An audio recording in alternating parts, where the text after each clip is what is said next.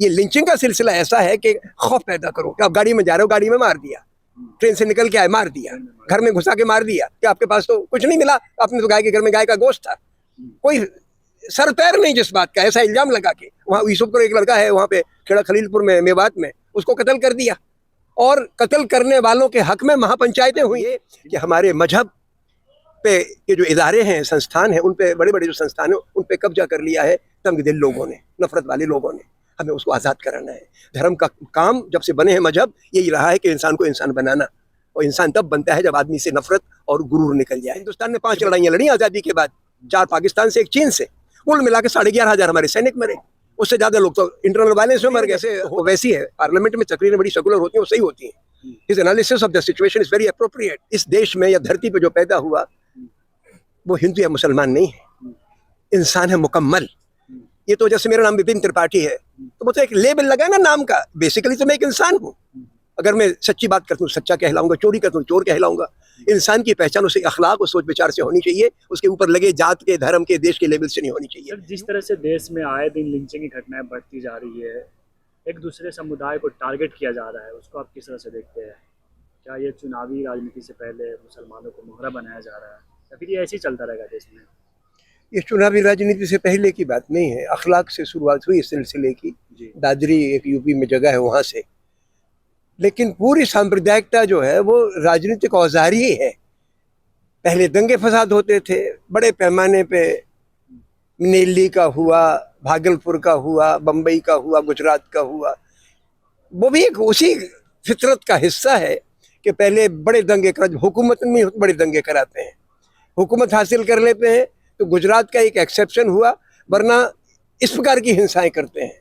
और गुजरात में तो उनको एक नई तरकीब मिल गई, तो हुकूमत हासिल करने के ही जरिए है। अब जब ये हुकूमत सेंटर में आ गई तो फसाद भी कराए, जैसे दिल्ली का फसाद हुआ 2020 का। लेकिन उसके अलावा ये लिंचिंग का सिलसिला ऐसा है कि खौफ पैदा करो कि आप गाड़ी में जा रहे हो, गाड़ी में मार दिया, ट्रेन से निकल के आए मार दिया, घर में घुसा के मार दिया कि आपके पास तो कुछ नहीं मिला, आपने तो गाय के घर में गाय का गोश्त था, कोई सर पैर नहीं जिस बात का, ऐसा इल्जाम लगा के वहाँ यूसुफपुर एक लड़का है वहाँ पे खेड़ा खलीलपुर में मेवात में, उसको कत्ल कर दिया। और कत्ल करने वालों के हक में महापंचायतें हुई, जिंदा जला दिया उन्हें। उसको जिंदा नहीं जलाया था, उसको जुनैद नासिर की बात कर रहा हूँ। नहीं, हाँ, जुनैद नासिर को जिंदा जला दिया। और जिसने जिंदा जलवाया या जिस पे इल्जाम है जिंदा जलाने का, ये गुरोह का सरगना है, उसके हक में मनेसर में और हथीन में पंचायतें हुई। तो ये सिलसिला सिर्फ पॉलिटिकल नहीं है, पॉलिटिकल तो है ही, लेकिन पॉलिटिकल के साथ साथ हिंदुस्तान में एक तबका है, इसका फाउंटेन हेड मोदी जी नहीं है, इसका फाउंटेन हेड है अडानी एंड कंपनी।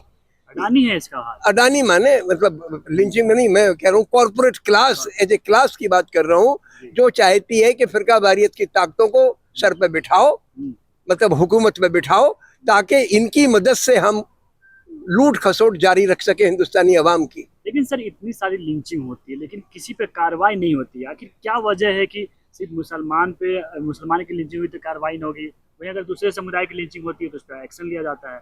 तो क्या ये इस देश में मुसलमानों को दोहरे नागरिकता दी जा, जिसे होता नहीं कि दुय्यम नागरिक बनाना? बेटे ऐसा है कि लिंचिंग तो मुसलमानों के अलावा और भी हुई हैं, दलितों की उनकी भी कार्रवाई नहीं हुई, लेकिन पॉलिटिकल गेन इनको दलितों को मार के नहीं मिलता, वो मुसलमानों को मार के मिलता है। वजह ये है कि पिछले करीब सन 1857 के बाद की बात है, करीब हो गए 150 बरस।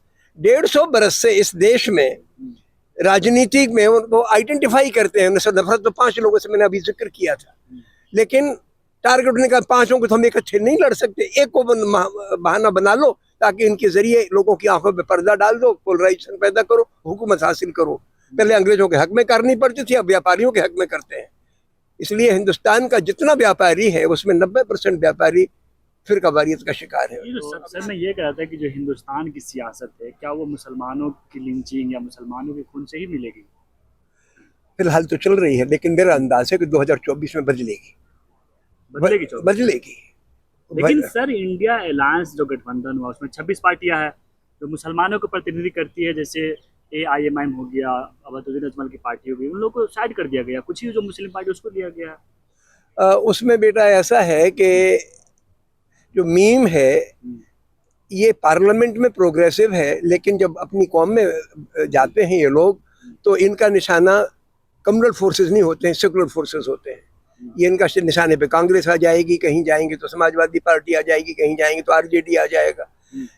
ये टैक्टिकल मिस्टेक करते हैं। ये तो मैं नहीं कहूँगा कम्युनल है सर राजनीति वो तो करना पड़ेगा ना उससे करेंगे तो फायदा बीजेपी को ही होगा ना उससे। बिहार का पिछला चुनाव असेंबली का मीम की वजह से हारे।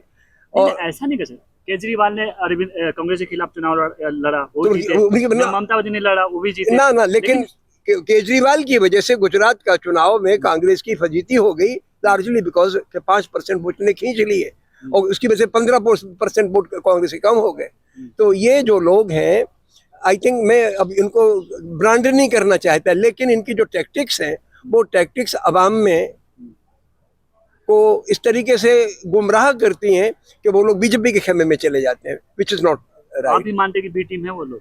बी टीम तो नहीं कहूँगा मैं उसको, लेकिन मैं इतना सिंप्लीफाई नहीं करता, लेकिन उनकी जो तकरीरें जैसे वो वैसी है, पार्लियामेंट में तकरीरें बड़ी सेकुलर होती हैं, वो सही होती हैं। His analysis of the situation is very appropriate. लेकिन मैं मानता हूँ कि जब गुजरात में चुनाव हुआ, जैसे अब इमीम ने गोद रहा है, जैसे उसमें आदमी खड़े कर दिए अपने, उस आदमी को खड़े करने से, वरना वहाँ पर हिंदू यानी जो म्यूनिसिपैलिटी के चुनाव होते थे ना कॉर्पोरेशन के, उसमें कांग्रेस अलग रहती थी, बीजेपी अलग रहती थी। वहाँ 50% पॉपुलेशन मुसलमानों की और हिंदुओं की है। जब मुसलमान इलाके से मुसलमान ही चुने जाते थे, इनने कहा हम अपने कैंडिडेट खड़े करेंगे। नतीजा क्या निकला कि मैं वहाँ काम करता हूँ 2002 से, गोधरा एक जगह है वहाँ पे गुजरात में, लेकिन नतीजा ये निकला कि मुसलमानों के जो अच्छे ताल्लुकात लोगों से बन रहे थे, क्योंकि MIM is not branded as a party of all communities, it's branded a party of Muslims. तो बाकी जो है उनको मौका मिल जाता है लोगों को, तो लोकल लोगों को परेशानी हुई।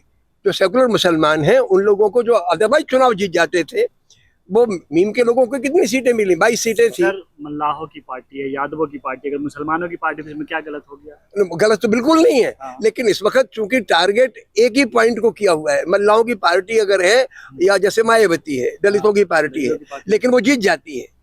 लेकिन मुसलमानों के साथ इस वक्त जो इलीट क्लास ने माहौल पैदा कर रखा है, उसकी वजह से मुसलमान की सिचुएशन बाकी कम्युनिटी से फर्क है।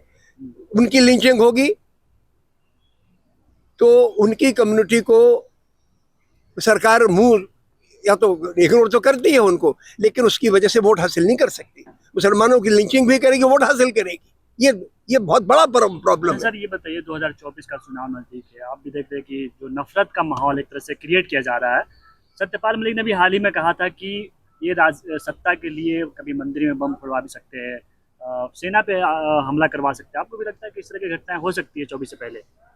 बेटे वो अंदेशा तो रहता है, क्योंकि 2019 में जो किया वो वैसी चीज़ रिपीट हो जाए तो हो सकती है।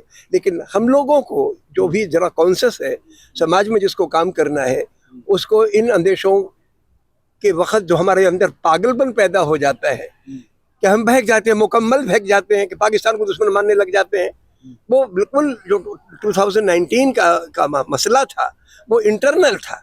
और ये अगर आप 50 साल की राजनीति, अकेले हिंदुस्तान पाकिस्तान नहीं, पूरी दुनिया के मुल्कों में देखो तो सरहदों के झगड़े गरीब मुल्कों ने आपस में ना तो जीते हैं ना हारे हैं, और ना बड़ी कैजुअलिटीज हुई हैं। हिंदुस्तान ने 5 लड़ाइयाँ लड़ी आज़ादी के बाद, 4 पाकिस्तान से, 1 चीन से, कुल मिला के 11,500 हमारे सैनिक मरे, उससे ज़्यादा लोग तो इंटरनल वायलेंस में मर गए। तो होता क्या है कि सरहदों के झगड़े वोट हासिल करने के लिए ही कराए जाते हो, किए जाते हैं। सर आप पूरे देश भर में घूमते हैं, आप चाहते हैं कि पूरे देश में कायम मोहब्बत और ये आपसी भाईचारा कायम रहे, तो क्या संदेश देना चाहेंगे जो युवा है या जो देशवासी, उनको क्या कहना चाहेंगे, कैसे इस नफरत को खत्म किया जाए? मैं इसमें 3 बातें कहना चाहता हूँ। पहली बात, आप लोग इस देश में या धरती पर जो पैदा हुआ वो हिंदू या मुसलमान नहीं है, इंसान है मुकम्मल। ये तो जैसे मेरा नाम विपिन त्रिपाठी है, तो वो तो एक लेबल लगा है ना नाम का, बेसिकली तो मैं एक इंसान हूँ। अगर मैं सच्ची बात करता हूँ सच्चा कहलाऊंगा, चोरी करता हूँ चोर कहलाऊंगा। इंसान की पहचान उसे अखलाक और सोच विचार से होनी चाहिए, उसके ऊपर लगे जात के, धर्म के, देश के लेबल से नहीं होनी चाहिए। यूथ को अपने अंदर जो फितूर पैदा कर रखा है, एक तो उससे हटा ले।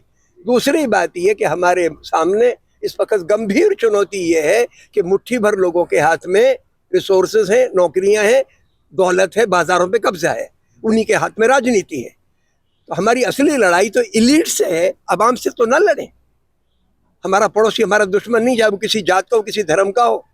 इसलिए आपस में लड़ने की जगह ये हमें पैगंबरों ने सिखाया, ईसा मसीह ने सिखाया, पैगंबर मोहम्मद ने सिखाया, गांधी ने सिखाया कि don't fight with your neighbour, fight with the wrong policies of the state. सरकार से लड़ो, जनता से नहीं। दूसरी बात ये, और तीसरी बात ये कि हमारे मजहब पे के जो इदारे हैं, संस्थान हैं, उन पे बड़े बड़े जो संस्थान हैं उन पे कब्जा कर लिया है तंग दिल लोगों ने, नफरत वाले लोगों ने। हमें उसको आज़ाद कराना है। धर्म का काम जब से बने हैं मजहब, यही रहा है कि इंसान को इंसान बनाना, और इंसान तब बनता है जब आदमी से नफरत और गुरूर निकल जाए। मैं चाहता हूँ कि इस पर गौर करें। बहुत शुक्रिया सर।